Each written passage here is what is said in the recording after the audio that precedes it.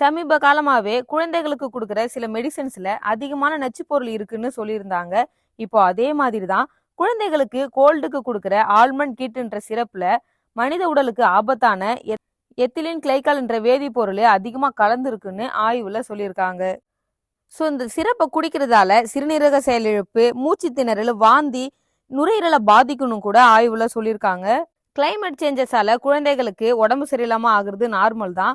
அதனால குழந்தைகளுக்கு doctor consult இல்லாம மெடிசின்ஸ் வாங்கி கொடுக்காதீங்க. அதனால கூட குழந்தைகளுக்கு ஹெல்த் இஷ்யூஸ் வர நிறைய சான்சஸ் இருக்கு. ஸோ நீங்கள் மெடிசன்ஸ் வாங்கும்போது மெடிசனோட நேமு, அது எங்கே மேனுஃபேக்சர் பண்ணுறாங்க, எக்ஸ்பைரி டேட்டு எல்லாத்தையுமே செக் பண்ணி பாருங்க. இப்போ கவர்மெண்ட்லாம் அதிகமான மெடிசன்ஸ் எல்லாத்தையுமே தடை பண்ணுறாங்க. ஸோ அதையுமே ஒரு டைம் செக் பண்ணி பாருங்க. சில பேர் என்ன பண்ணுவாங்கன்னா, ஃபர்ஸ்ட் என் குழந்தைக்கு உடம்பு சரியில்லாமல் ஆனப்போ நான் இந்த மெடிசன் தான் கொடுத்தேன், சரியாயிடுச்சு, இப்போ திரும்பி அதையே கொடுக்கலாமான்னு கேட்டிங்கன்னா அப்படி கொடுக்கக்கூடாது. அப்பப்போ குழந்தைகளோட பாடி கண்டிஷன் மாறும். ஸோ அந்த மாதிரி பண்ணாதீங்க. டாக்டரோட கன்சல்ட் இல்லாமல் மெடிசன்ஸ் வாங்கி கொடுக்காதீங்க.